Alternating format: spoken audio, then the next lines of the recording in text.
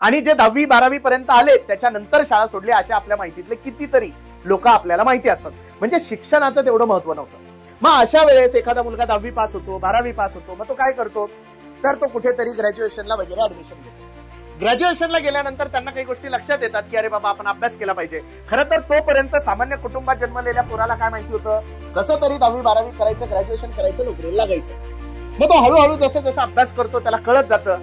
मग बीएससी नंतर तो एमएससी करतो. एमएससी केल्यानंतर त्याला वाटतं आपण पीएचडी करावं. मग तो पीएचडी करतो आणि मग त्याला वाटतं की आता आपण प्राध्यापक होऊ शकतो.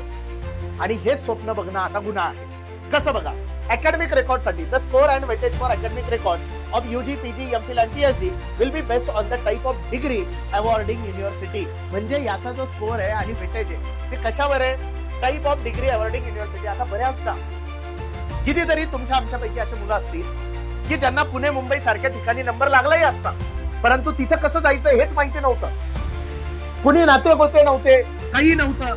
आताच्या पिढीला जर विचारलं तर 100 नातेवाईक आपल्याला सापडतात. परंतु त्यावेळेस ट्रान्सपोर्टेशन एवढं सोपं नव्हतं, कनेक्टिव्हिटी एवढी सोपी नव्हती आणि फार काही पैसा नसल्यामुळे एवढ्या मोठ्या शहरात आपण कसं जावं म्हणून मुलं काय करत होते, आपल्या आजूबाजूच्याच ठिकाणी ऍडमिशन घ्यायचे, कारण तेवढा पैसा त्यावेळेस नव्हता. कित्येक जण माझ्यासारखे असतील ज्यांनी नोकरी करून आपलं शिक्षण केलेलं आहे आणि त्यांच्यासाठी नोकरी करत करत शिक्षण घेणं हे जास्त महत्वाचं होतं.